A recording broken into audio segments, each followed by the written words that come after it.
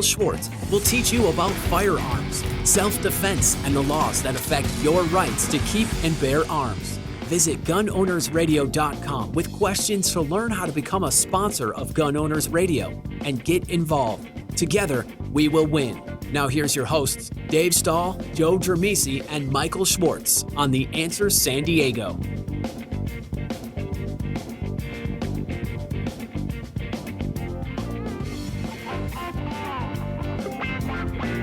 All right, folks, welcome to, you know it, Gun Owners Radio, FM 96.1, AM 1170. The Answer. All right, hey, if you have legal matters that involve firearms, and you need to call our attorney, John Dillon. If you have questions about red flag laws, gun registration, gun transportation, or maybe you just need to know that your guns are California compliant, call our trusted firearms attorney, John Dillon. John Dillon specializes in California gun laws. Call 760-642-7150, or you can visit his website at dillonlawgp.com. So, what you got, son? I'm eating a piece of candy that Jackson gave me. Well, I figured you would be snacking. Merry It is the Christmas. season. How's it going, Jackson? Thanks for the candy, man. Yeah, You're thanks, buddy. welcome. Appreciate it. You're welcome. And he got me a gun. You need a gun. Yeah, no 10-day wait period for this one. Nope. Yeah, no 10-day wait. I love that. By the way, have you noticed we have the clock back? Oh, we got the clock back? Did we win that battle? More than you know. Wow. Yes, I thought you did. weren't allowed to have clocks. Don't start. It took. You would not believe what it took to get the clock. Get the clock? Yeah, Back. Yeah. that's right. Well, you know what? You got to draw a line sometimes, Hey, Dave. there are times. I think it's right. because of my age. You just start yelling Attica. And Yeah, I start getting grumpier as I get older, and I can get more things by. I always never thought you could get more things by yelling, but it seems to be working quite well. Actually, I'll make a list. make a list. Congratulations to Oliver Richards on winning the Fenrir USA plate carrier vest, $150 value. Oh wow! He was one of the folks that got our first digital collectible at the Christmas party. All of them will receive some palm pepper spray, too. Oliver, I think Oliver's, I think that's Claire's husband. Claire's one of our board members who's going to be a mama in about a month here. She was walking around she was pregnantly walking around the Christmas party. I think that's Oliver. If that's Oliver, if that's you, send me a text. Oliver would be wandering around. No, well, he would, no. Oliver, wife. Yeah. Oliver was wandering next She to was the waddler. That's right. Waddler. That's positive. So the Christmas parties were awesome. The Inland Empire party was awesome. The Orange County party was well attended and a lot of fun. Was it awesome? Was it all? Yeah. It was awesome as well. It too was awesome. It was up until it rained. It was an outdoor backyard party, and then it started raining. And everybody said, "All right, time to go." And that was I had to jump in the topless Jeep and drive down in about 50-degree weather in the pouring rain. Well, you're a Jeepster. So. That's right. You got to do it. You ever done that, Jackson? Thankfully not. Thankfully not. That's right. All Hey, right. you haven't lived till you've tried it. You can wash your hair. You don't even have to jump in the shower. It's great. Something happens at about 35 miles per hour where rain just it's like you're going too fast for the rain to hit you. Yeah. So Yeah. I don't know what the aerodynamics. I mean, you know how aerodynamic a Jeep is. Oh, yeah. A brick. Yeah. So, Yeah. but it was cool, and the San Diego party was. Amazing. Oh, you were there? Yeah. Did you like it? Indeed. Did you see some of your friends? Yep. Did you see Brittany from Glock Store? Yep. Yeah, she tried to get you and I to do a dance off. We didn't do it though. It didn't work, huh? I don't think I wasn't confident in my abilities. I think you probably would have won. So yeah, man, everything's going swimmingly. What are you doing? You got Christmas plans, Dave? Haven't been told. You don't. You do, but I have been to 2 dog Christmas parties so far, which were just ecstatic. a dog Christmas party. That's all we're going to go. And not only have you been to 1, but you've been to 2. And there's another one coming. You're going to have gone to 3. I've never even heard of it, and you're going to go to 3. Yes, that's what I have been told. Wow. Joe, what do you got going on for Christmas, man? The usual Christmas stuff. party? Christmas Eve, though, we have our. If we do it again this year, it'll be a tradition because you got to go at least 2 years for a tradition. Yeah. But no, we're gonna make. My son's coming over. We're gonna make a big pot of sauce and meatballs and sausage and ravioli. That's So very do that cool. Christmas Eve Wow. There you and go. Christmas Day be the usual dinner stuff. Eat all day. Pretty much for 2 days now. Are those pugs? They are pugs. I've got them. God, God's breed. We have 2 coming to our house for the holidays. You're very fortunate. Your shirt's like a dog Christmas party right It there. is. I know. And one of them is only a year old. It goes 382 miles an hour. And then the other one doesn't go very fast at all. He's an older guy. So we're going to see how this works out with dachshunds, All right. which I have just been told we're having them for Christmas. Yeah, pugs are great. It's the apex predators. Is that what they are? Fun to have, yeah. Okay. What about you, Jackson? What are you doing for Santa Claus coming? Yep. Yeah. Did you ask for anything cool for Christmas? Heroes of Good Just do a galaxy attack. That's exactly what I asked for too. We'll see which one. If I get it and you don't, I'll let you play with mine and vice versa. Okay. Okay. How about that? Did you ask for ammo? No. You didn't ask for ammunition? He's got plenty. He doesn't need to ask for ammo. So went and did Guns N' Moses this morning. Our Guns How N' was Moses, it was awesome. Guns N' Moses, our shooting social for Guns N' Moses is always a lot of fun. My student did really, really well. She's actually come to, I think this is her 3rd or 4th, and she keeps getting better and better and more confident. And I think next step is she's going to buy a gun. There you go. Yeah, I usually run it. I don't get to work with students and I was going to just say, what are you doing working with students? having fun. It was a lot of fun. Yeah. And I thought Guns N' Moses were all guys, no? Nope. No, actually, it's Co-ed? Yeah, it's co-ed, but it's usually about 50-50. Oh, I'll be darned. I don't know why, for some reason, I thought it was, just all guys. In fact, the shooting socials, even like just the general shooting socials are 60-70% women.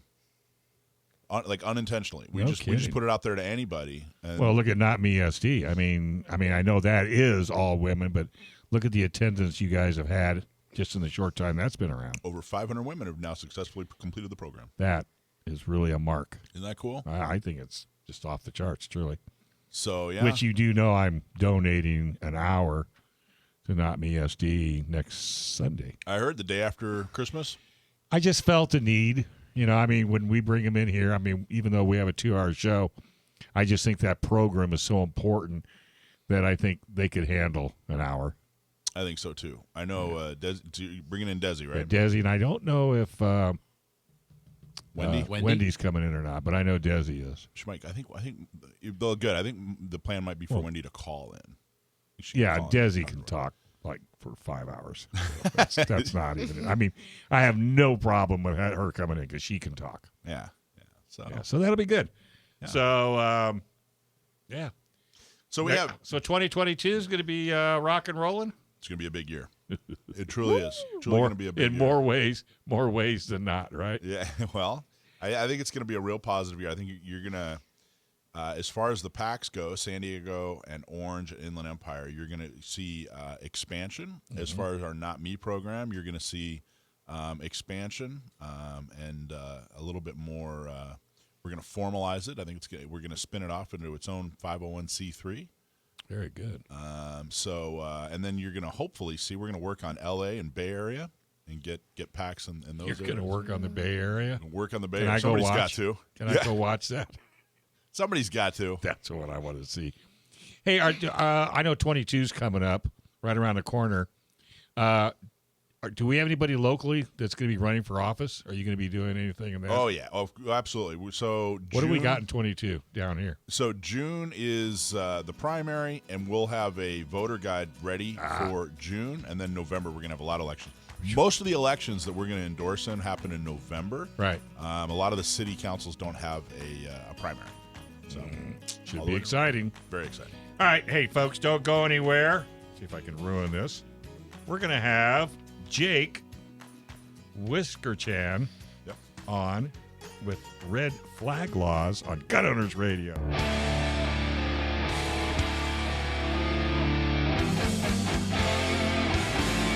All right, folks, welcome back to Gun Owners Radio, FM 96.1, AM 1170. The answer.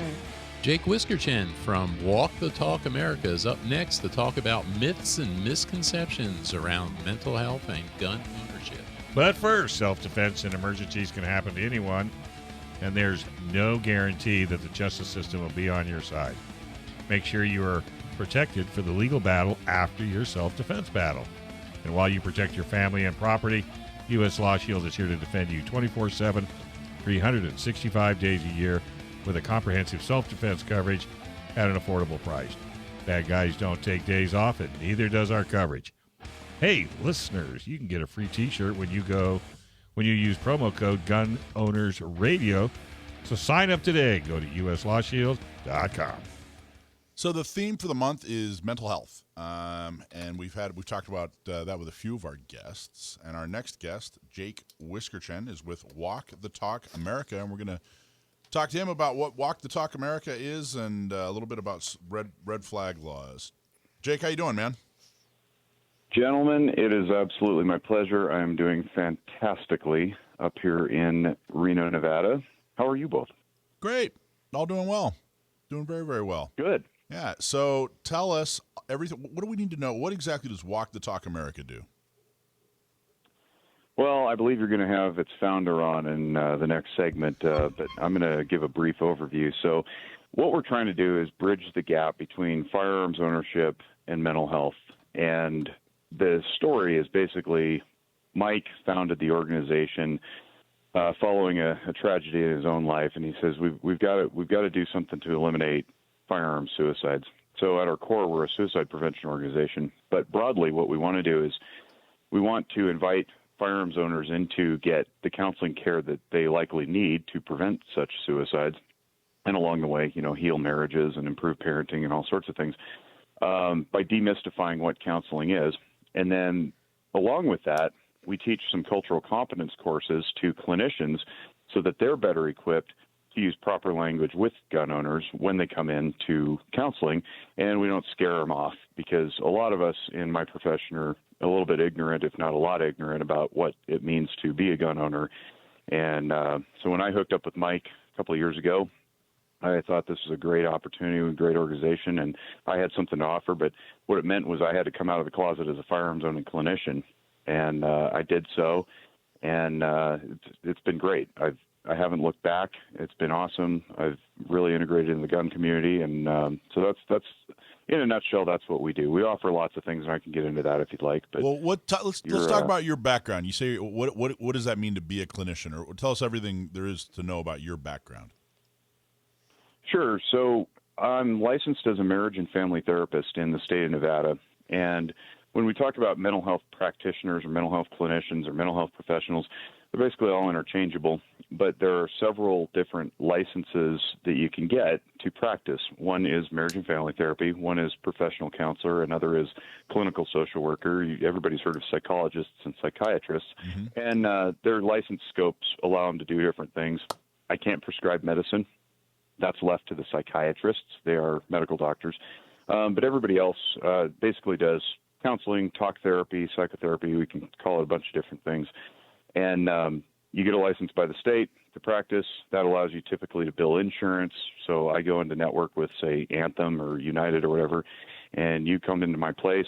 You say, hey, Jake, I got a problem with whatever I got a problem with. Let's sit down and talk about it. We formulate a treatment plan, and then we execute that treatment plan to attain the objectives to the goal. So if your goal is to stop drinking so much or be less angry or whatever, we should be able to measure this over time.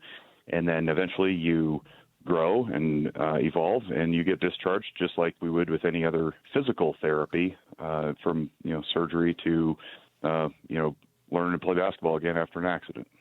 Wow. What is I've heard that. I think you said psychotherapy and talk therapy, and it sounded like those are the same thing. I'm hearing talk therapy a lot lately. What exactly is talk therapy, and what's the difference between talk therapy and psychotherapy? There isn't really. It's just a matter of preference with the person who's using the terminology. So we could say counseling, too. It's the same type of thing. But essentially, you come in, something's going sideways in your life, and it's not of a physical nature, right? Physical nature, we go to the primary care doctor, and we get some sort of other treatment plan, whether it's, learning to strengthen your hand, or we give you some medicine, or we cast up your broken bone. Well, the analogy applies across the board to something that's not of a physical nature. It's of a mental nature, right? So this may be a series of pattern behaviors in your life that you're not happy with. It's not getting the results you want. If you've been exposed to trauma history, for example, that's not something the doctor can just throw a pill at you and get rid of. You come into my shop, and one of my clinicians or myself will talk to you over a series of interactions. And what we're doing is we're challenging your worldview. We're challenging the way that you do things and offering new opportunities to look at the world, change your behaviors, and that can run the gamut from journaling to getting back into church to being more intimate and with your spouse or whatever, all to achieve your goal. So there's a lot of ways we can do that. My personal bailiwick tends to be emotional functioning. I've got a bunch of emotional functioning YouTube videos that I send out to everybody because I think really at the end of the day, even though I have the license to practice and I got all these, this graduate degree and these thousands of hours, I believe that I can teach anybody to do this in their own life. And ultimately, I want to work myself out of a job. I don't want to just keep people in counseling in perpetuity so I, pay my bills or whatever. I want to see people healed. I want to live in a healthy community. And you're also you tell us about your gun background. Have you been a gun owner your whole life, or what's your experience with firearms ownership? I have, yeah. So I grew up in a family full of cops, and it's a little bit of an interesting story. So I endeavored to be a police officer at one point myself, but family full of cops, always owned guns. We hunted, born and raised in Nevada. I'm fifth generation Reno, and the gun was always seen as a tool for something. It was never recreation. It wasn't sport. It wasn't competition. We didn't collect them. And so for me, my guns just kind of stayed in the closet and came out whenever I needed to use them. Several years ago, I ended up getting my CCW permit here in Nevada and started carrying. But then in 2019, I have a friend here who operates his mother's range and retail store. It's called Reno Guns and Range. They're very, very good.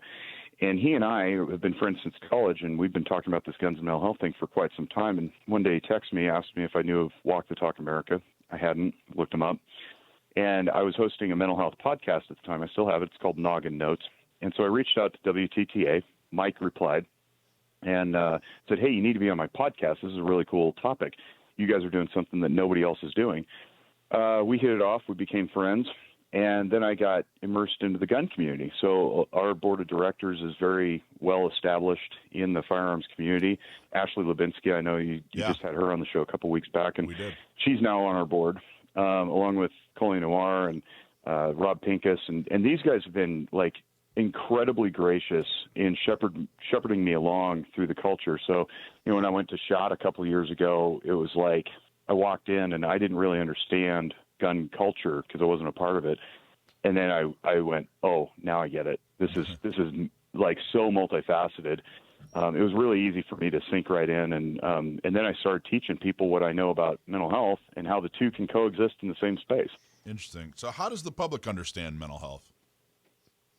I don't think they do. I think we've got several problems. One is that we ourselves as clinicians, as professionals who've lived in the shadows for so long, we end up perpetuating the stigma. You hear all this stuff about mental health stigma and end the stigma. Well, I happen to believe that we contribute to a lot of that by doing things like not acknowledging our patients in public. That's a big one that I think is nonsense, and we need to end that. Not acknowledging, like if you're at the grocery store and you see one of your patients, you just keep walking. They actually teach us this in grad school. It's like, if you see your patient in Costco, it's like turn your cart and go down the other aisle.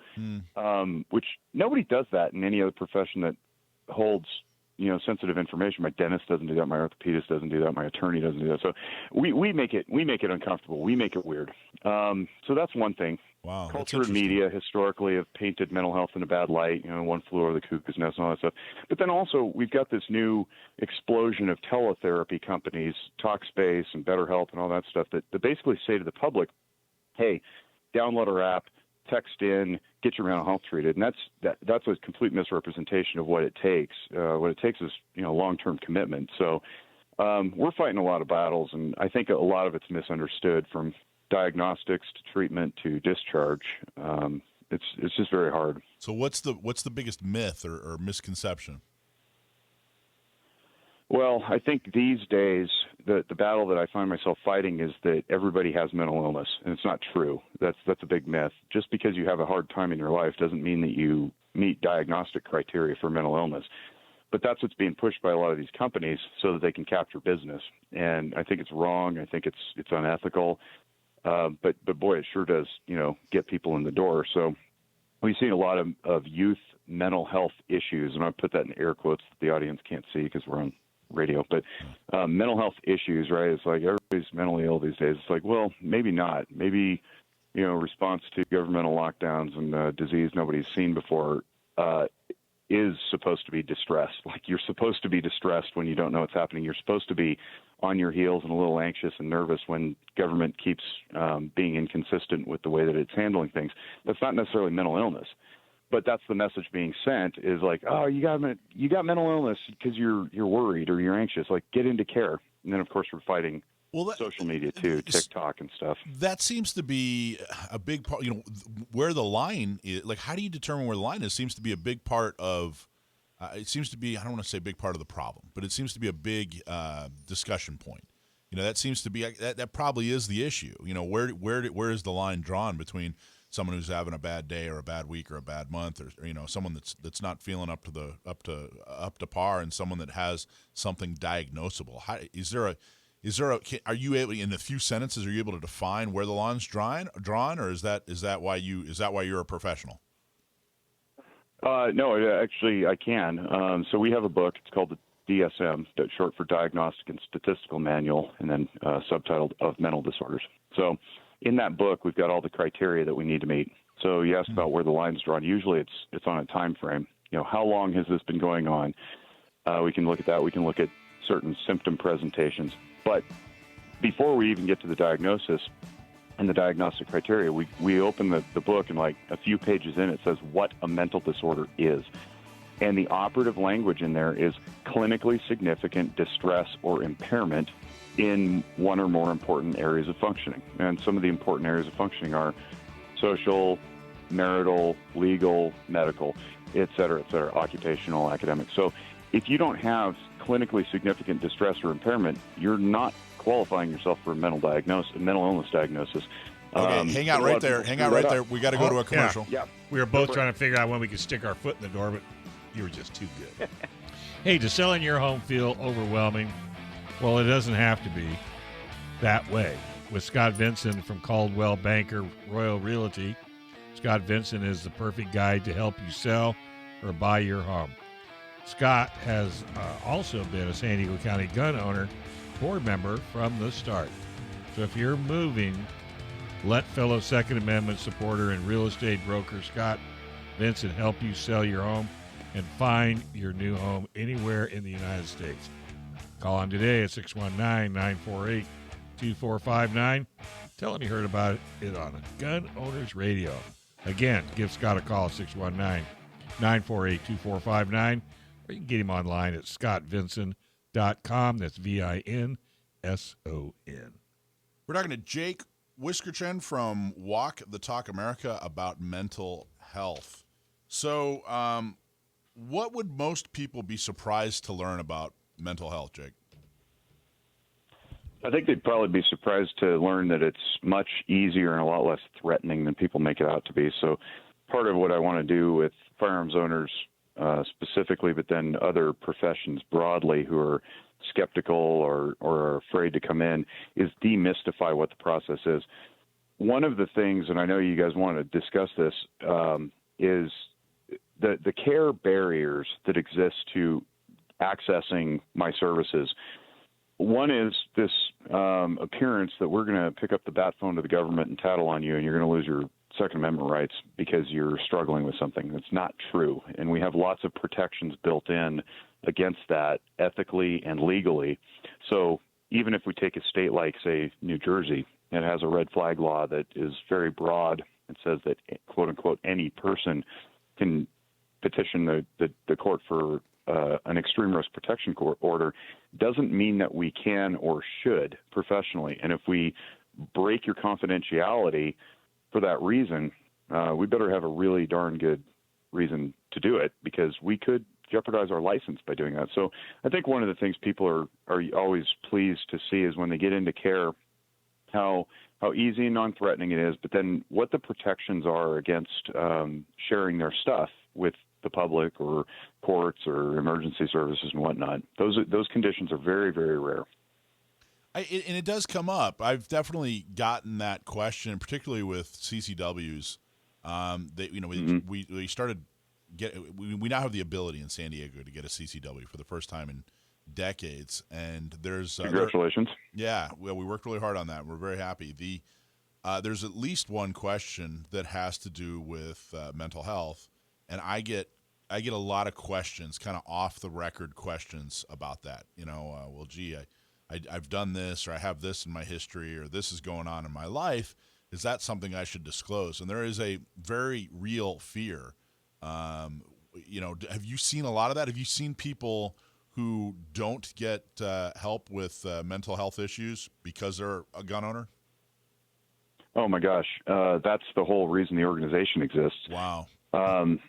It's staggering. So I mentioned I come from a family full of cops, but I also teach law enforcement. I teach the Crisis Intervention Training Week, and I work very intimately with them. But it's not just cops. It's firefighters, EMTs, emergency room doctors, basically anybody in a profession who would go seek help, regardless of whether or not they own firearms.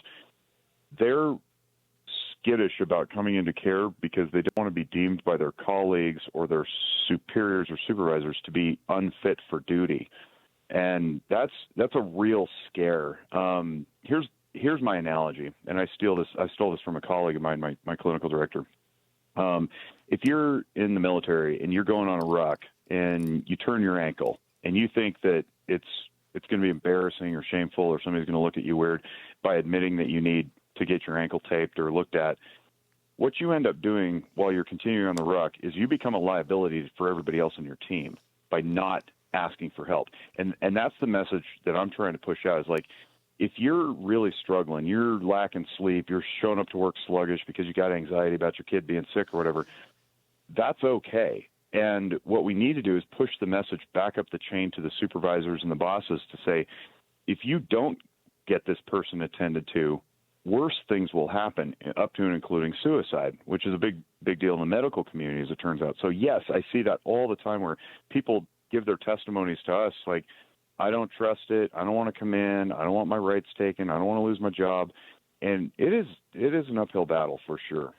Now, do you have guidance, or do you guys publish guidance or give guidance at what point, at what point are guns taken away from somebody? Do you talk about whether or not that should be a family member or a friend, or, do you touch on that at all? Yeah. So there's a couple things that stand in the way there. One is some of these quote unquote transfer laws. They're supposed to plug the loopholes or whatever, the gun show loopholes. And what they've essentially said, and Nevada just passed its in 2019, took effect in 2020, says I'm not allowed to give my guns to my neighbor unless he goes through a background check, and that obviously stands in the way of doing the right thing. There are some escape hatches written in the law, like the language says so long as temporary and necessary to fight the emergent situation or whatever.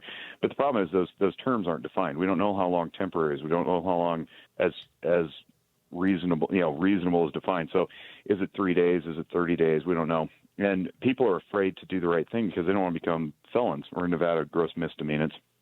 And so in the middle of doing the right thing, trying to get the guns out of somebody's home, there's this mental block. They're like, well, I don't want to take your guns. So yes, we absolutely have that conversation with people about what are your options, right? Can we change the lock on the safe? Can we turn it over to your wife or whatever if you're struggling? One thing that Rob Pincus talks about greatly is take an operable part of the gun in that moment of crisis that's not going to make anybody a felon. Take the bolt carrier group. Take the bolt. Take the slide. And what we're trying to do is this is something that Walk Talk talks about too, is do cause a pause. It's a little bit hashtag campaign there. It's cause a pause, because we know that suicide is often impulsive. And if we can just cause a pause, if that mechanical part is missing. Can you go down to the store and buy a new one? Yeah, of course you can. But the time it takes for you to go there should be time enough for me to make you reconsider doing it. So we talk about all those kinds of things, but we also talk about responsible storage. And we're trying to redefine the word responsible to mean preventing unauthorized access. And somebody who might be unauthorized is that person who's in a moment of crisis, whether it's through medication or illness or mental illness. Also children, angsty teenager just got his heart broken by his girlfriend breaking up with him. He shouldn't have access to the guns. I don't care how old he is or how responsible you've trained him to be. So we start to have those conversations too. So with regard to treatment course, what should listeners understand that they don't understand right now? Treatment should be time limited. That's the first thing I want to say. Mental illness, we say this in the podcast too. We have a little lead into our podcast called Guns. People can check that out if they want. But in the lead in, I say mental illness can and should be overcome, just like physical illness, right? So if you got a broken arm, we cast your broken arm, we set you up for 4 to 6 weeks, we take off the cast, and maybe there's some physical therapy afterward to re-strengthen the muscles. But the point is, you're not a broken arm anymore, and you don't identify as a broken arm. And mental illness, people identify as their diagnoses quite frequently. It's like, I am bipolar, I am ADHD. It starts to sound like a characterological trait, and that's not true. Diagnoses can and should change, and the illness should go away. And again, if we go back to the beginning of the conversation, remember the criteria that I mentioned? Yeah. If you're no longer meeting criteria, you don't have a mental illness anymore. So we want to be pushing that narrative too. Say, hey, get in, get treated, get out. So, I mean, it sounds like you're saying that there is no mental health condition or diagnosis that is permanent. Is that accurate? I don't believe so. We can have a debate about genetic components, and there is some merit to that. But beyond, blood work and structural deficiencies in the brain, which you can only access through an fMRI image, which you're going to have to go spend tens of thousands of dollars to get done, and you probably have to travel to get it done. Like, absent the organic issues, I believe that people don't come out of the womb broken.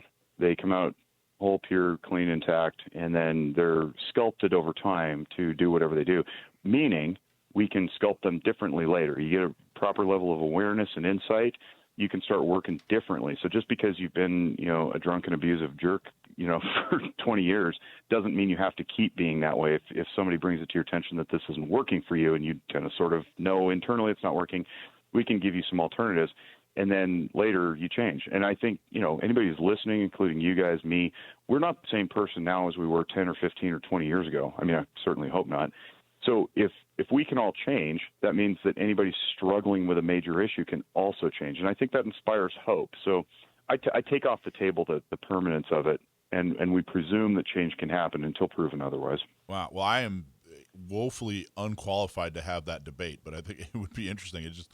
I don't think I've ever heard anyone say that there is no mental health diagnosis or illness or condition. I'm trying to say the right words, but there is no mental health condition that is permanent. But then you also said, and I just want to clarify that if you're not showing the characteristics of the diagnosis, then it's no longer a thing. And I'm kind of paraphrasing, but.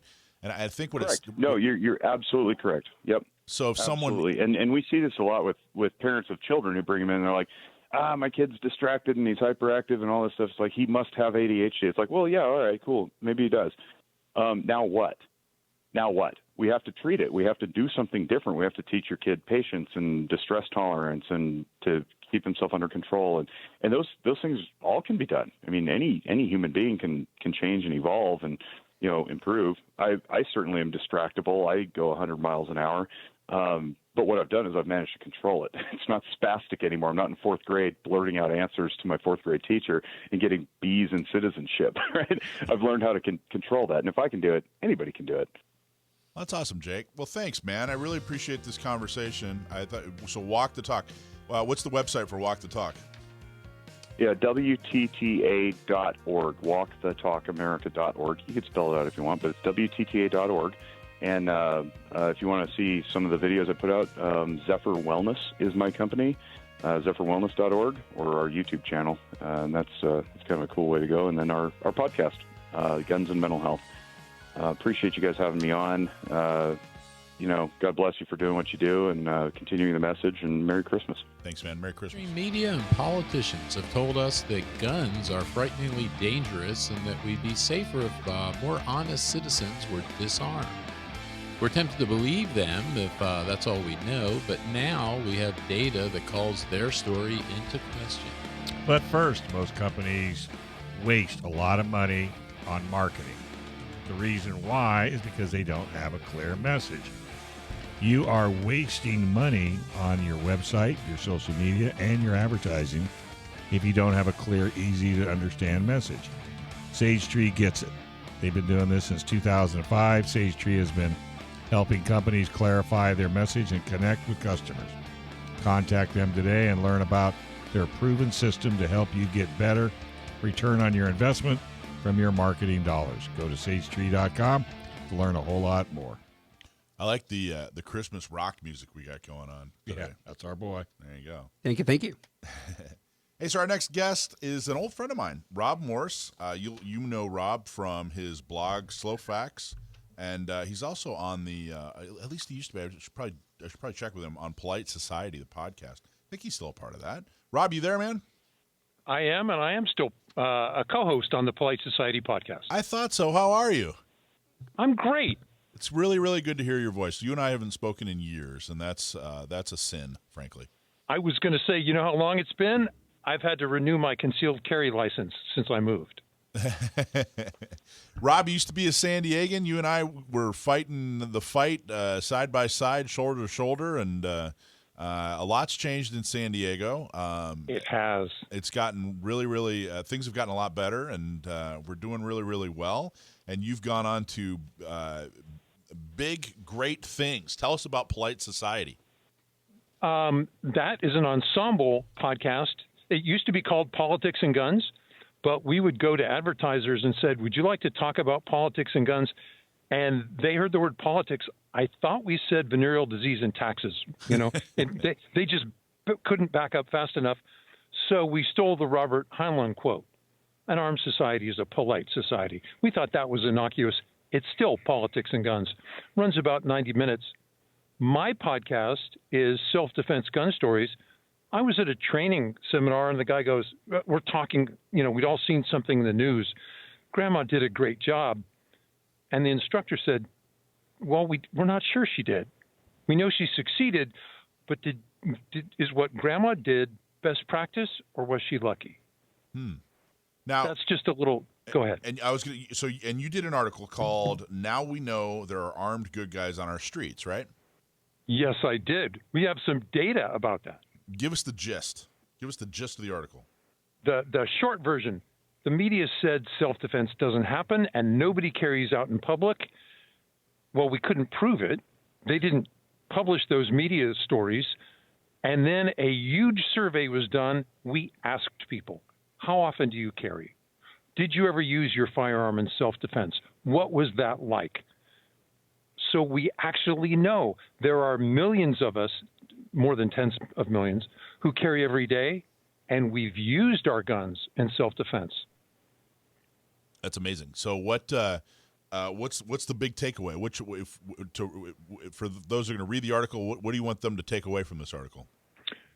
Short version, if you couldn't read it, there are 17.5 million of us who carry every day. Look, the media said we know you have concealed carry permits, but we don't know that you actually use them. Now we know. Yes, we do. We've added them up. Of course, the numbers are different in Alabama, where a third of the adults have permits, to California, where you still have 10 million people who live in counties where they could get permits. We assume there are no gun owners in California. Mike, you know better. Your listeners know better. The state with the most gun owners of any state in the union is California. California. Isn't that amazing? We were talking about, of course, media. We're looking at Yeah, we're looking at starting LA County gun owners as well. We were kind of looking at some of the demographics. One interesting takeaway, of course, we're nonpartisan, but one of the interesting takeaways is what county in the United States has more Republicans than any other county? That's Los Angeles County. L.A. County. Isn't that amazing? There are more Republicans in L.A. County than there are people in San Diego County. But that gets lost in the media. And, by the way, their reputation is well earned, of course. So what's something that was amazing when you were putting together this article and looking at everything? What was something that really stuck out to you? What was an amazing stat or point? Two other things just made me stop and reel. We asked gun owners, have you used a gun in self-defense? Well, gun owners make up about 30% of adults over 21. And then we said, how often have you used it? Again, about a third. Wait a minute. That's 1 out of 11 of us have said, I needed that gun. Now, that's not each year. That's in their entire life. So we add that up. It's like 1.6 million times a year. The great news, you and I had always suspected this, we seldom have to press the trigger, only 80%. So a guy breaks in, you say, stop, get out or I'll shoot. And we don't have to. He's turning around before we press the trigger. That's what we want a gun to do. Deterrence, if it works, is way better than gunfire.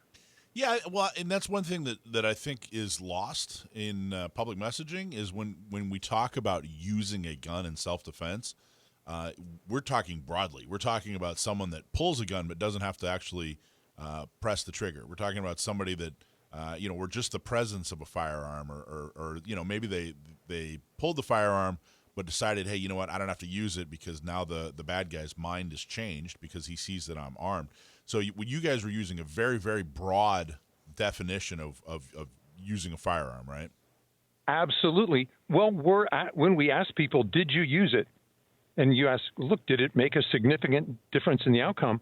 If grandma has it pointed at the door and the guy runs away, she thinks that was pretty significant. Yeah, no kidding.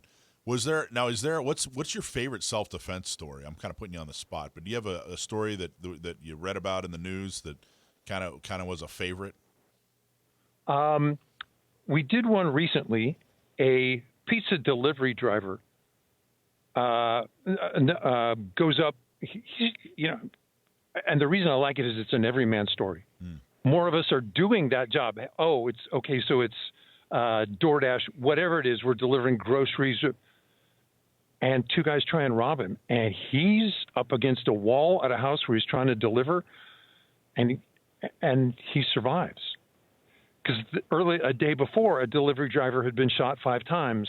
That driver was unarmed. This driver was armed. We were missing the details. We don't know whether he handed him the pizza, handed him his wallet, and then when their hands were full, he drew his firearm. But we do know he survived 2-1, and he won anyway. Wow. How do you feel in general? Just the subject, guns and Second Amendment is very, very broad, but just specifically on carrying or maybe CCWs, how do you feel it's going in the country? What direction are we headed? It's mixed. We see politicians put forth some really egregious infringements because their anti-gun billionaires are paying them. It's pretty obvious they're doing it for money.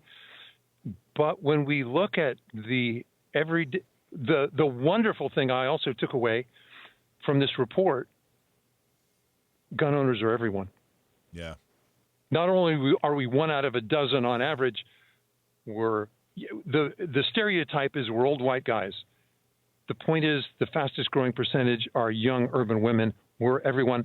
And okay, Asians are least represented, Hispanics more, blacks in the middle. For Asians to look average, we're talking about a 10% change. It's not that Asians don't own guns. If 1 out of 10 of them said, I should look at that, they'd look as that they become indistinguishable from everyone else. So just as you said about Los Angeles County, the perception is that it's wildly partisan. The fact is we're a 55-45 nation. 55-45 meaning? Meaning that we think some places dominated. No, it's just a few percent. I see. And you and I were at the same conference together where the Republican Party chairman in L.A. said, if I could get every Republican to vote, I would win every statewide office. Yeah. So you said, what was the statistic? Did you say that one in 12 people own a gun, or what was the? That 1 out of 3 of us own a gun. 1 out of 11, between 1 out of 12 and 1 out of 13 are carrying in public every day. So just over 1 out of 12 people in America. That's men, women, children? No, 21 and we're about to run out of, I'm going to hear the music here any second. What was fascinating too, the study admitted it's undercounting us. Interesting. Wow. That's awesome. All right. Where can folks find more Rob Morse? If you want even more Rob Morse, I love your writing. I've always considered you a fantastic mind in the Second Amendment community, extremely hard worker, and I appreciate everything that you do. If people want to read more about of what you do and want to hear more from you, where should they go? Well, with the written word, I blog at slowfacts.wordpress.com. My writing is picked up at AmmoLand, and I get to write the weekly Armed Defense column there, Self-Defense Gun Stories, and the Polite Society podcast. Awesome job, Rob. Really appreciate it, man. Let's connect. It's been way too many years. Glad to talk to you, Mike. How do you improve your skills as a CCW holder? Competition shooting might be the answer for you. You might have some fun, too. But first, PRMI Mortgage, primeres.com/Alpine. Are you in the military? Are you looking for help for a VA loan? Well, if you're looking to buy or refi, or if you're considering a reverse mortgage, call our local mortgage guy that you can trust. Call Chris Wiley at PRMI Mortgage. For nearly 25 years, Chris has been helping local San Diegans with all their mortgage needs. Call Chris Wiley, 619-722-1303, or just go to primeres.com/Alpine. What do you got, Joe? All right. Got a subject. So I bet you do. Concealed carry and competitive shooting.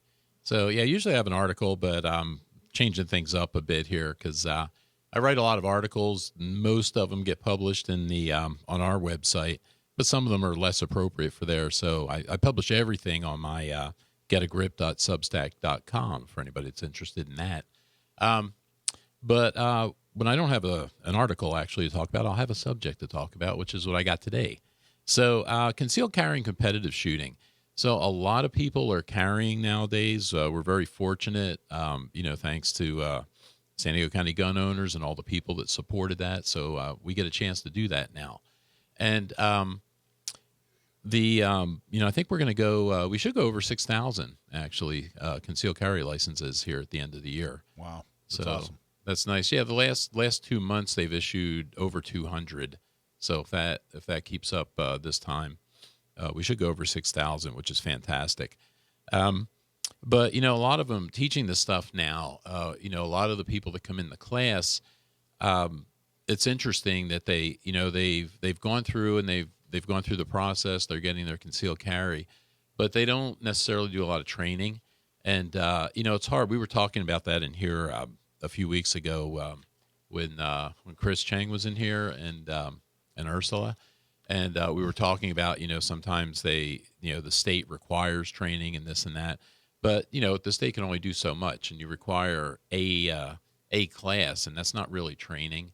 And, I try to encourage people to do that. And when we're teaching, I always try to encourage people to, at least get to the range, at least take a couple of classes every year and try to build on the stuff that you learn. And, I don't have any solid numbers. I don't have a good way to confirm, how many of them do, how many of them don't. But I'm guessing a big chunk of them don't. And one of the ways I try to encourage people to do this is with a competitive shooting. And one of the things, I guess, when you're going to carry a handgun every day, and one of the thing I talk to people about is you got to get used to that. You're carrying a loaded firearm, you're handling it every day, so you got to get comfortable with it. One of the good, fun ways to get comfortable with it is through competitive shooting. And I was doing this pretty much every weekend, I guess, for a couple of years up until the COVID stuff started, and that kind of disrupted everything. And now, between the things that happened with COVID and some changes in my schedule, I kind of dropped out of it for the last year and a half. And now some other things have happened, and the schedule's moved around a bit, and I'll be back into it starting in January. Nice. So thought I would talk about this out here. And, I try to encourage people to try it out, because when you talk about competitive shooting, I think some people they form an opinion on it, you form this picture of what you think it might be. And I think a lot of the time, the picture that gets formed is a bunch of 25-year-old guys running around shooting and tearing everything up, and it's not really that way at all. There's certainly that, but there's people from all ages. We have teenagers. I don't know if you guys remember Dave DeZan. He's been on. I think he's called in a couple of times. Yeah. He's real big at the Linea de Fuego Club. His son David is just a tremendous shooter, and it helps to have a dad that's a master shooter. But David is just fantastic, and I think David's I want to say he's 14 now, maybe pushing 15, but really good. But we have people at that age, all the way up to people in their 70s probably, that shoot. John Hurst is another one I think John's 74, and just a tremendous shooter. And so it's a lot of fun. The thing where it benefits I think concealed carry people is that you need to know how your gun operates, and you need to be real comfortable with it. We'll see this in the class going through just the state-required qualification, and most people do okay, but there's some people that struggle with it, and there's people that aren't, you could see they're not real comfortable with the gun. They're not real sure. The safety's on. Ooh, I didn't know the safety was on. Not sure what to do with the decocker. You'll see them holstering, and it's just, it's not a real natural thing. You can tell they don't do it a whole lot. Part of the qualification is shooting left-handed, then shooting right-handed. And you could tell when people that don't do that. And, as a concealed carrier, if you ever have to use the gun, which from our last guest on here was saying that, that happens a lot. Not that they actually have to fire it, but, again, if you do have to pull it out, you need to be comfortable with it. So one of the things I think that you get from competitive shooting is you start to get comfortable. You learn how your gun works. The thing that we don't, it's interesting in the qualification class that the state requires, one of the things that we don't talk about are malfunctions, and we don't practice malfunctions. And, malfunctions are not that uncommon, especially, if you're using a semi-auto handgun. And if you could imagine being in a self-defense incident where I'm guessing you'll be really stressed out, you may be a little bit nervous. If your grip is not that, not exactly right, it's easy to induce a malfunction. If you never practice clearing the malfunction, you're not really familiar with it, that's a bad thing. And by shooting, in the competitive shooting, you'll get to do that, unless you shoot a Glock like I do. But for people that shoot other guns, you'll get to practice malfunctions and clearing malfunctions under time pressure, and that's really good. I think it's really useful for people that are carrying concealed. And there's different ways, like I shoot USPSA matches with the Linea de Fuego Club, and you can find all these online. And, they shoot a couple of times a month. There's a number of other clubs and ranges and places where they have matches out here. The USPSA thing, which is what I started in, which is a lot of fun, I think. And it's a little more of a game, a little more competition. The other big group is the IDPA group, the Defensive Pistol Association. And they do it more with a kind of more being practical, I guess, in terms of things you might actually have to do as a concealed carrier, say in a self-defense incident. And I know, Michael, you shot that years ago, didn't you? The IDPA stuff? Yeah, I did. Yeah, it was kind of a watered-down IDPA. It wasn't strict IDPA rules, but the idea was to make it as accurate as possible. Kind of take the gaming part of it out, or the I guess the game part, And yeah, and I think both are good. I think because with the USPSA, typically the matches we shoot, there's 6 stages. There's steel targets, there's silhouette targets. You'll be shooting from different positions. You've got to move and shoot and reload and do a lot of stuff. I've never shot IDPA, but the IDPA guys shoot with us sometimes, so I've watched the matches. And they focus a little bit more on shooting from cover and doing reloads behind cover and things like that, where we don't do that so much in the PSA side. You're doing reloads, you're doing it under time pressure, you're doing it really fast, but there's no requirement to stand behind cover when you do it. But either one of them is great. I think these are great, fun ways for people to actually train, learn a little bit, get really familiar with their handguns, and have a lot of fun doing it. So I always encourage people to do that kind of stuff. Mike Sodini, the founder of Walk the Talk America, is on next. But first, we really want to welcome American Shooters as our newest gun shop in San Diego and Gun Owners Radio's newest show sponsor. American Shooters just opened in El Cajon at 1468 Graves Avenue, just off Bradley in the 67. If you're looking for a great gun shop for any of your firearm needs, go visit Mark Halcon and his team at American Shooters. They have a great selection of new, used, and consigned firearms. That's American Shooters at 1464 Graves Avenue, off the Bradley exit in lovely El Cajon. So we were talking to Jake a couple segments ago from Walk the Talk America, and now we're going to have Mike Sodini on, who's actually the founder of Walk the Talk America. Mike, you there? Yes, I am. Thank you for having me. You bet. Jake did an awesome job. He was very informative, and I really appreciated his information and his perspective. And I wanted to talk to you a little bit more about the actual organization. He went over. He talked about some mental health things. He talked about some of the things the organization does. But I wanted to talk to you a little bit more about the actual organization. I wanted to kick it off with kind of the big question. The big point, I guess. Why should gun owners care about suicide? What would you say to a gun owner who said, hey, that's this person's choice, and it's not my responsibility? Why should gun owners care about suicide?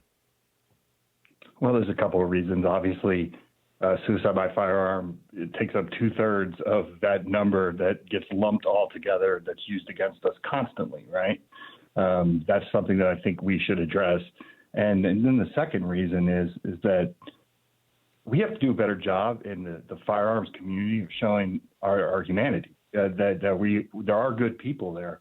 And I believe that has worked against us because we tend to, and rightfully so, right? We've been called many different things by people that don't understand us.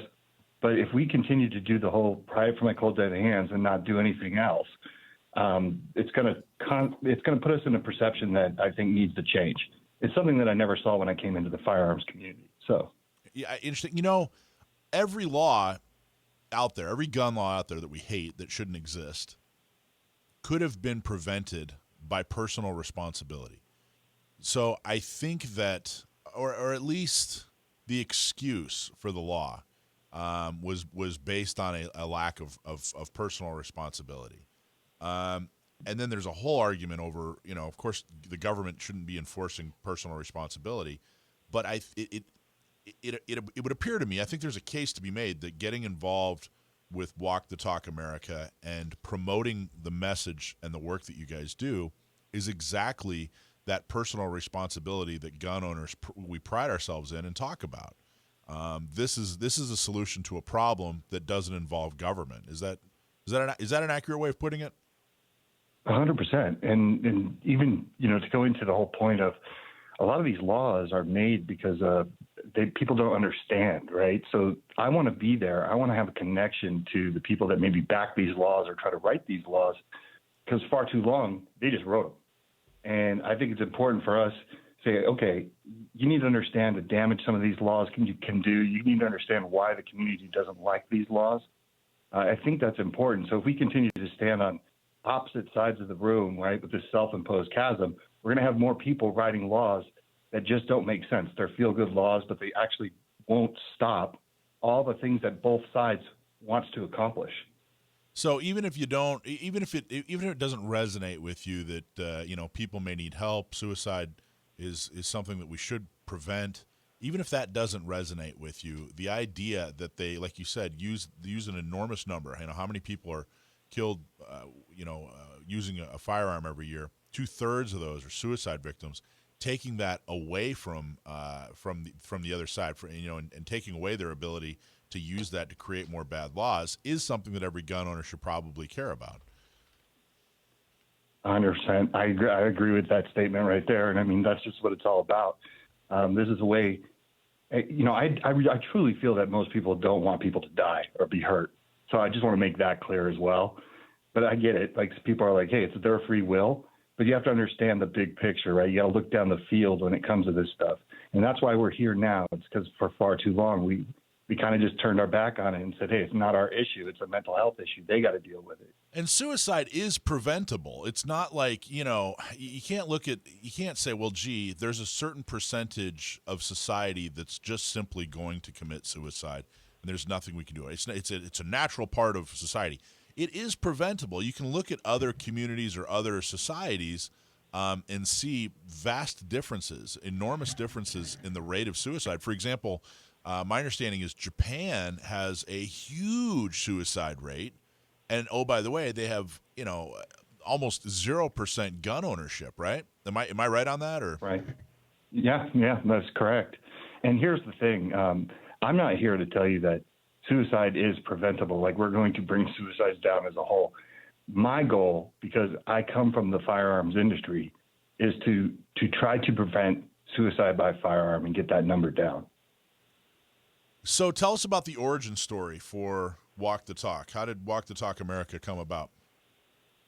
Well, it actually started from a chance meeting when I owned Eagle Imports, which is an importer of firearms. I was out with my national sales manager, and we invited a complete stranger from the bar we were sitting at waiting for our table for dinner. And at the time, there was a mass shooting of, I can't remember which one, but she asked one simple question. She's like, what happens during this? Like, she didn't care about firearms either way, but she goes, what happens? And I said, well, everybody blames the firearms industry. The firearms industry blames mental health, and nothing ever happens. And she asked one question, which changed my life. She said, if you understand what the issue is and you understand what the problem is and you think it's a mental health issue, what is the firearms industry doing with the mental health community to find some solutions? And I just took that whole concept and ran with it, because I thought about it for a second. I'm like, look, we can't give legislation and restriction. We can't give that. That's a non-starter. But there has to be something that we can do to get ahead of this. And really what I thought about was how the alcohol industry got ahead of DUIs, right? And that's what I want to do with the gun industry. Nobody blames Johnny Walker when somebody gets behind the wheel and does something horrific or tragic. And I feel like we can get there. Wow, that's an interesting comparison. What's your background in the firearms industry? I am a third-generation firearm industry expert, but I got my job through nepotism, so it worked out for me. I wouldn't even consider myself necessarily a gun person, right? I became that later in life, but it's an industry I got thrown into after college because of my family business, and we were one of the largest importers in the United States of firearms. We represented manufacturers outside of the U.S. that didn't have their own facilities here or weren't large enough to have their own manufacturing. We do everything for them. So we built their brand, handled their customer service, their sales. Some of the firearms you might know, American Classic out of the Philippines, Bursa out of Argentina, Grand Power out of Slovakia. We had a number of different lines. So that's what that was our main business. Has there been how long have you guys been around? How many years? Oh, we were around for 30 years. You talking about Walk the Talk? I'm sorry. Yeah, back to Walk the Talk. How long has Walk the Talk been around? 2018 is when it started. So we're fairly new. So okay. So in that time, how have anti-gun organizations responded to you? Has there been much talk with them, or is that even a goal? Absolutely, it is a goal, because I believe that a lot of people that are anti-gun are just gun ignorant. So my whole thing is I want to make those connections. I want people to understand certain things. The pushback, we don't get it from the anti-gun side. As a matter of fact, we get more compliments than we do anything else, because it's easy to destroy that perception when they think you don't do anything, right? So when I meet somebody that may be from, say, Brady or Mom's Man Action, I like to show them, hey, you want action? Like, here are the things we're doing. Here's the things that the firearms industry is doing to get ahead of this. And usually they're blown away by that because, once again, they don't have a high expectation level for us. We got to change that. Do you get criticism from gun owners or pro-gun groups? I do sometimes. Usually that's just from a misunderstanding, right? They see mental health and firearms in the same sentence, and they think that we're blaming the gun. Yeah. But usually that we could take care of that, just with a conversation or if people do any research into the organization. But it has happened before. It makes us nervous, and it's kind of understandable. It feels like somebody somewhere along the way has, kind of pitted us against each other. And I don't know. I think that's an enormous. I was going to say it's a huge wound to heal, but it's probably 1,000 wounds to heal. That's a big job. So what's the strategy? What's the outreach strategy, or how do we do this? How are you guys going to be successful over the next 10 years? Well, I'd say we've been really successful. I'm really pleased with where this organization has come in the last 3 years. Nice. What we have to do is we have to keep getting manufacturers, companies from the gun industry, whether it's a scope company, whether it's a handgun company, our company, we all have to come together and get in on this and start working towards these solutions that Walk the Talk America has provided, like the free mental health screenings that we have firearms manufacturers put in the boxes of their guns. Companies like Arms Corps and High Point, they're getting ahead of it. They're putting that stuff out there. We got to keep training mental health clinicians, which you had Jake on earlier, so I'm sure he touched on that. Yeah. But we got to keep bringing the two communities together so we can learn from each other and think of these out-of-the-box ideas that 4 years ago didn't exist. That's awesome. What's a notable achievement? What in just the 3 years you guys have been around? What are some accomplishments that you're particularly proud of? Oh man, we could talk all day. Some of the stuff has really blown me away. But one of the things I'm most proud of is in 2019, we were invited to the White House to be part of a suicide prevention task force with the VA, and being in a room with 30 brilliant minds and this punk kid that grew up in Jersey, and I realized that I was the only person representing the firearms industry there. Wow. And it was really cool to kind of work on some of these solutions and have the firearms industry be there to be something positive, right? Not in a negative light, showing them, hey, we can help you. You just got to change the narrative about us. But, bringing the two communities together is the thing I'm most proud of. There's ways that we've worked with the mental health community to shoot down anti-gun legislation, because that legislation just so happens to add to the stigma of mental health. We also have mental health organizations that contact us and they say, hey, look, someone's asking us to back this bill. Tell me why this is a bad idea again. And that's really what I wanted, right? I want them to reach out. I want them to learn from us.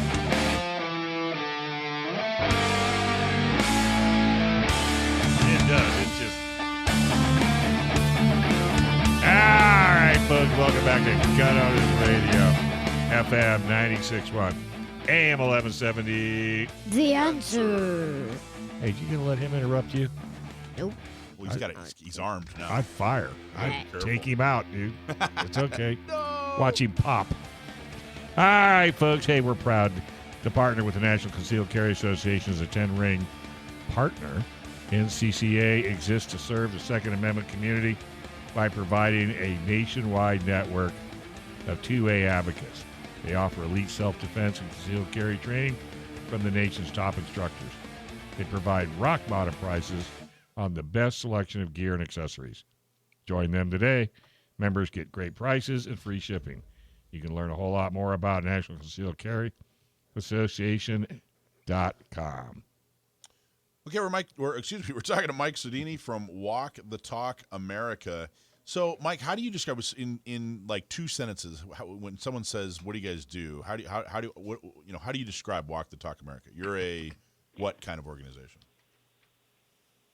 We are a firearms industry mental health community bridge. What we do is we look for innovative ways to get people the help they need when they're in crisis without fear of consequence.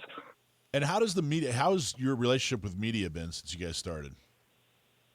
Oh, it's been excellent. That's the thing is, like, once again, I think the expectation level has been so low from the community that, when they see what we're doing, they're really blown away by it. It's something that anybody can get behind. And that's the unique thing about this organization, because even at the end of the day, you say, I don't really like firearms and I'm never going to be a gun person, but I really dig what these guys are doing, right? Like, because it's an action move. It's boots on the ground. It's root cause mitigation. It's not silly legislation that makes people feel good but doesn't do anything. And you were saying that you were at an event at the White House, and which was very cool, and that you were the only representative of the firearms industry. Do you think that is your organization being embraced by pro Second Amendment groups and the firearms industry as much as you should be? I think so. I think we're starting to turn a corner. We do get a lot of support. We get a lot of support from manufacturers.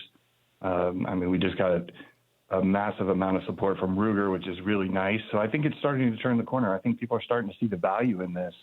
And who doesn't want to help people? I mean, that's just it, right? We want to make ourselves look good as well, but we also want to help people.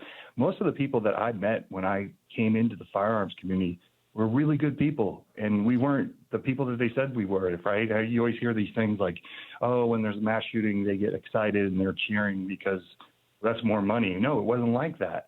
I've been at gun shows when these tragic events happen, and I used to look around, and all the manufacturers that I knew, some of them were crying, right? So that's the kind of thing that I wanted to expose to the rest of the world. It's like, we are good people, and we do care about life, and that's really what the second is about, right? As a whole, it's about defending your family. It's about liberty, and I think that this is just something that the gun community in general, just can get behind.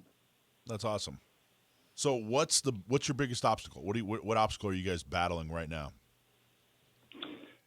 The biggest obstacle would be manpower. Obviously the financial. The great thing about this is that everybody who's been involved has been doing this for the love of the game. Guys like Jake and Rob Pincus and Coley Noir.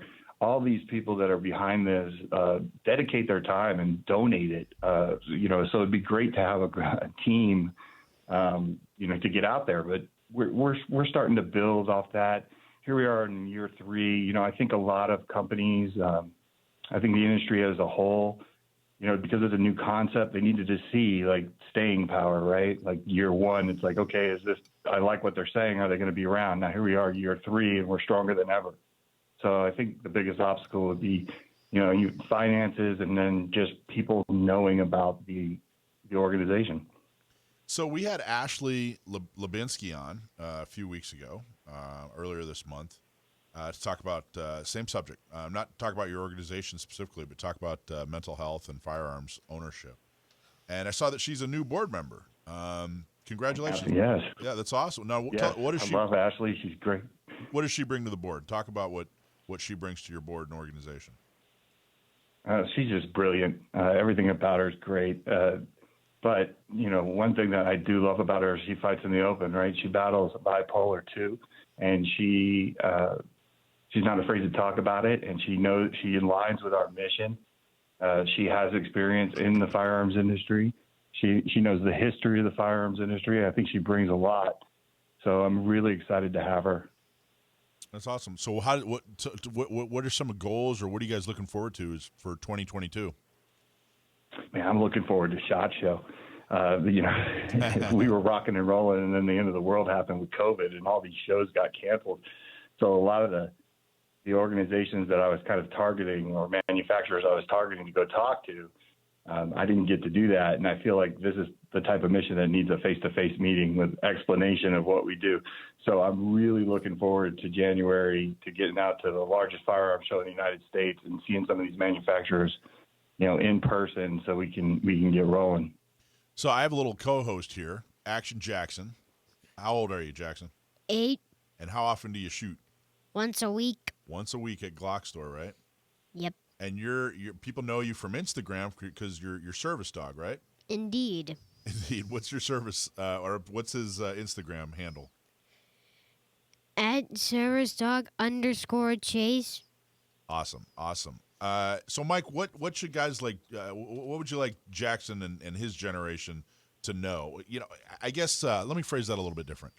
What would you like him to grow up knowing about the mental health industry that we got wrong growing up about, regarding the mental health industry? I would say that I would like him to understand that most people on the mental health side just want to help people, and they're not, necessarily these gun grabbers that are trying to take away firearms. There's a lot of them out there that just truly care about humans, and they want to make Earth better. And I think that, once again, we need to bridge that gap and have proper information flow and education and everything like that, and access, right, to mental health help when you're in crisis and without fear of consequence or wearing a scarlet A on your chest. I think that's the most important thing. Okay, so that brings up a good question. We've asked about how does the industry, how does media, how do the different gun organizations, pro and against, respond to you? How has the mental health industry responded to you guys? It's been great because never in their wildest dreams would they ever think that gun manufacturers would be putting in mental health flyers that lead to free and anonymous screenings, things like that. I think they've been really impressed. And they embrace it, right? They embrace it. They want to learn.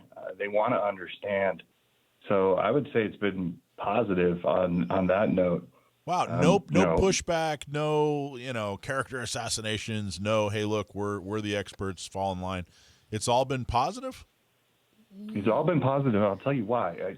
So when I ran Eagle Imports, one of the things with my employees is that I couldn't stand when they would come to me with a problem and didn't offer any type of solution. Right. It's like, don't just point out problems unless you have some solution. It didn't matter if it was a silly solution. I needed a solution. And I kind of feel it's the same way. When I show them all the things that the firearms community is doing, I feel like they're like, wow, they're doing more than we are. So Mike, I feel like we're bringing the solutions. Hey, Mike, this is Dave. So did you go to the mental health community, or did the mental health community come to you? I went to them. Were they shocked? Yeah. Yes, they were. As a matter of fact, the real quick funny story is the very first time that I met with Mental Health America, I'd sent them an email and they said, "Hey, we've been reading your email. We'd like you to come out to LA and come to one of our conferences." And I just so happened to show up so early that the vice president of Mental Health America was out front, and she said, "Who are you?" And I said, I was invited here. I'm the gun guy." And she goes, "Ooh, we are so happy you're here." She goes, "We didn't think you'd show up." And that's when I knew. That's when I knew I was onto something, because, how many of us actually go in there and actually try to communicate? I'm sure it's been done before, but I wanted to really do it and use the Oxford manner, right, which is the ability to play with other people's ideas in a graceful manner and just go in there and say, here, we need to figure out a way to work together, and it's been great so far. All right, so we have a couple of organizations here in California, and we're continuing to grow. We have thousands of members: San Diego and Orange County gun owners and Inland Empire gun owners, and then we're going to have our women's program, Not Me. What can we do to support you guys? What would you like to see an organization like ours, and of course our gun show? How do we actually support you guys? Well, one of the ways I'd love you to support is us is to have the mental health flyers available to anybody that's in your network. I think that's really important. They lead to free and anonymous mental health screenings. There's 13 of them. Obviously getting that information out there, I think, is key and vital. And I know some people say, well, what do mental health screenings actually do? Believe it or not, at least once a week, I get somebody that says they took the screening and it changed their life. Something usually for the positive, right? They usually go to seek treatment, or they find something out about themselves. If you have any events, what does that mean? And we can. What does that mean? Mental health screening. What is that actually doing? So a screening is good. You don't even have to be in crisis to take a screening, but let's just say that you have a suspicion that you suffer from bad anxiety, or maybe you think you have depression. You can go on there and ask you a series of questions, and like I said, it's free and anonymous. Just give them whatever information you want. If you go on there, you answer it honestly, you can get a true assessment of where you might be and where you fall on certain levels, right? Like maybe you have low anxiety, maybe you have high anxiety, and then it tells you how to mitigate that. And then it can connect you with people that might be able to help you. So a screening, though, once again, you don't have to be in crisis. Maybe everything's going great in your life, but maybe you just want to see where you're at, right? Maintain your mental health like as you do your physical health. And you got to be honest when you're doing the survey. Yeah. You have to be honest with yourself, or that's never going to work. Well, yeah, but you know how many people will turn around and say, I'll take the test, but I'm okay. Yeah, that's true. But hey, that's one of the things we're trying to change, right? So you got to. Well, that's the only reason I wanted to bring it up. I mean, if you're truly wanting to take, look into yourself, you need to be honest with yourself. So, excellent program, excellent. Where do people go? If our listeners want to go give you $50 real quick, where do they go to do that?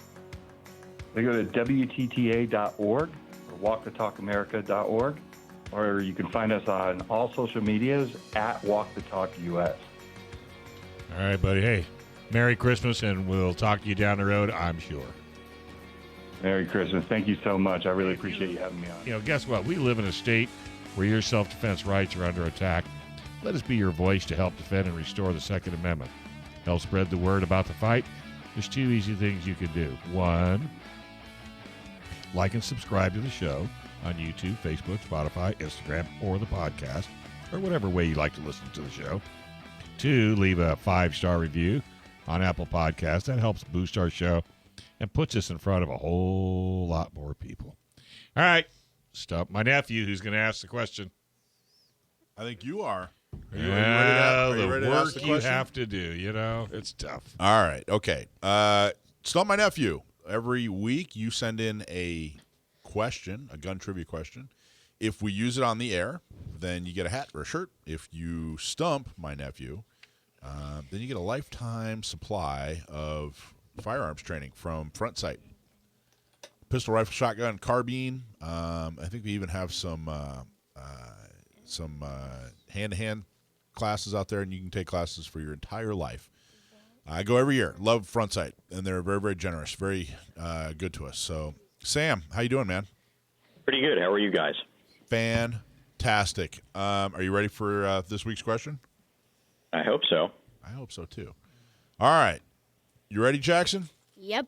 All right. Fire away. Who's it from? Benson from Azusa. Azusa asks, why is a minigun called a minigun when they are so heavy? Was that Benson from Azusa? Again, you could be making up place names for all I know, but I'll go with it. The minigun, for those of you who don't know, is a term for the General Electric, later Dillon Aero M134, which is a 6-barrel Gatling-style machine gun in 7.62 NATO.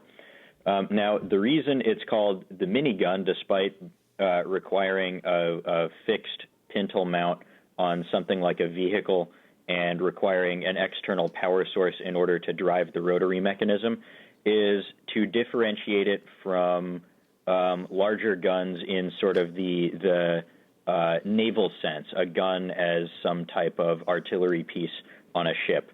So if you talk to someone who's been in the Navy, especially in surface warfare, when you say gun, they're typically thinking of, for example, a 5-inch emplacement on a battleship or a cruiser or something, and not something that's handheld. That's small arms.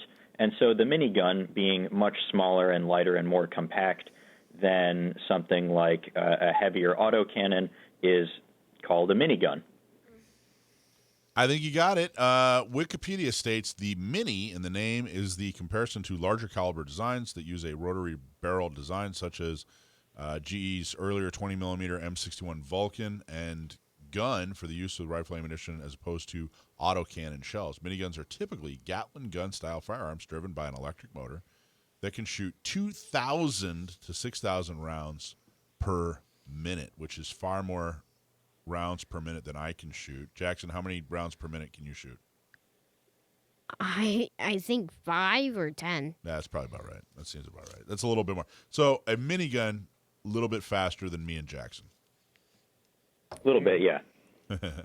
All right, cool, man. Well, that's awesome. Where else do they use miniguns? They mount them on helicopters, right?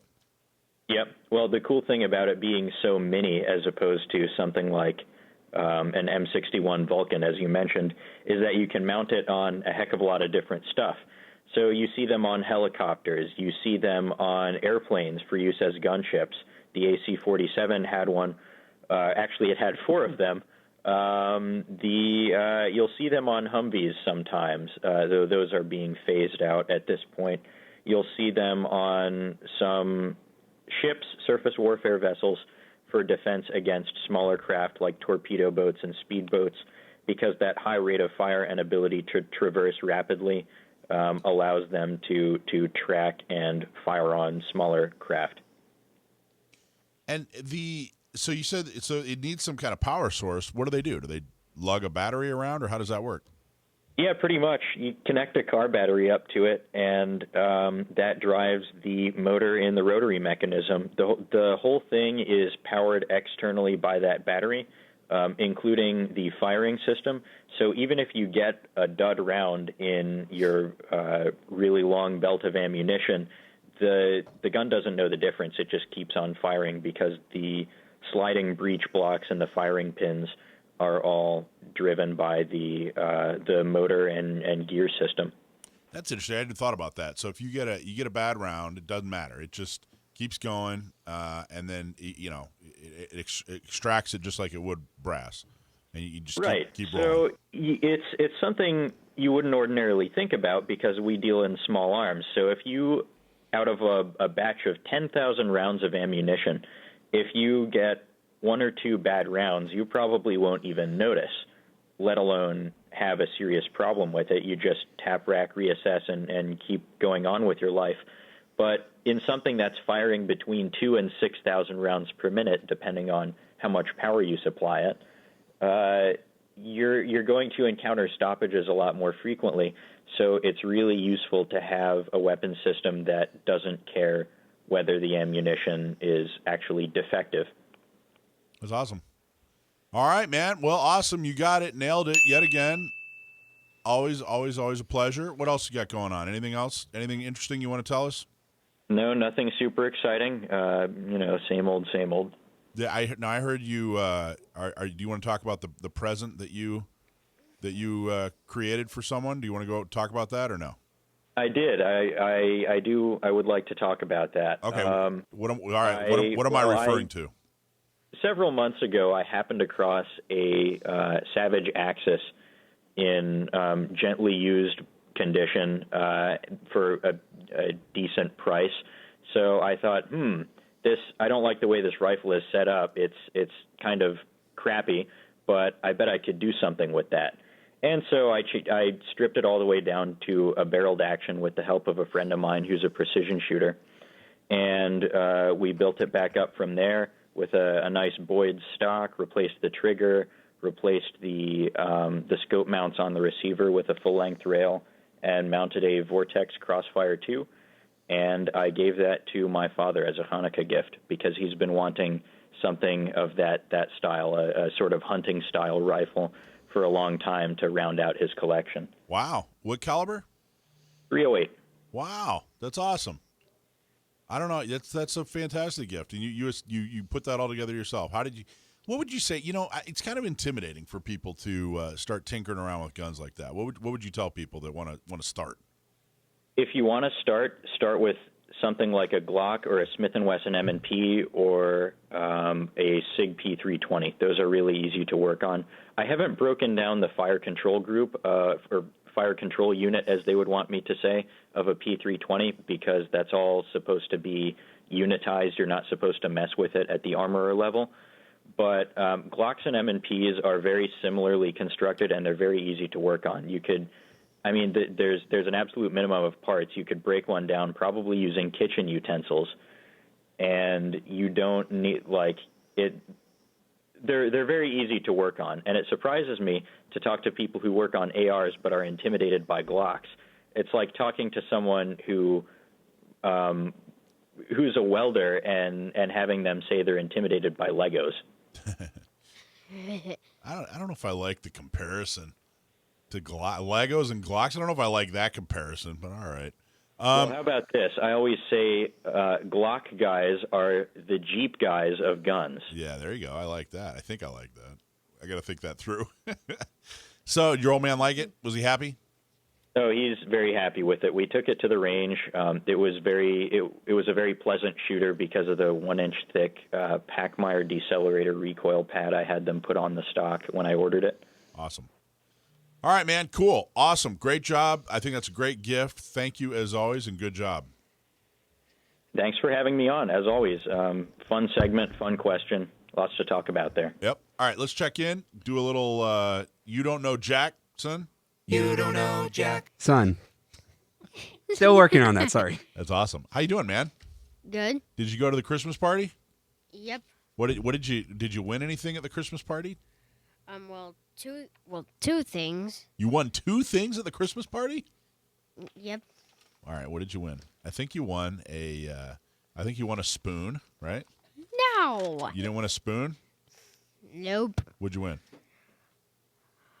I won a very, very sharp knife. A knife. I was close. And red, white, and badass brew coffee. Do you drink a lot of coffee? Well, not that much. Not yet, right? Now that you have it, you might drink a lot of it. Yeah. All right. You haven't tried it yet, though? No. It's delicious. I wouldn't drink it before bed, though. Drink it in the morning because it'll get you all hyped up. Don't want to give him coffee at his age. What are you, crazy? All right, cool. But you had fun, and everybody had fun, and Yep. all right, cool. What are you working on this week at Glock store? Shooting stuff. Yeah. Congratulations to Thomas. Also, congratulations to Thomas because he actually had birth to his first son. Oh, congratulations! Awesome. That's your coach. Yep. Awesome job. Thanks, Jackson. All right, folks. Hey, subscribe to our show on Apple Podcasts, Google, Spotify, YouTube, whatever your favorite flavor is, and please support our great sponsors: San Diego County Gun Owners, U.S. Law Shield, the Dillon Law Group, PRMI Mortgage, Scott Vincent of Coldwell Banker Royal Realty, Sage Street website, National Concealed Carry, and last but not least, our newest partner, American Shooters at El Cajon. I want to thank Joe Germisi, Michael Schwartz, Sam the Gunman, Brendan Thomas, and Action Jackson right here on Gun Owners Radio, FM 96.1, AM 1170. The answer.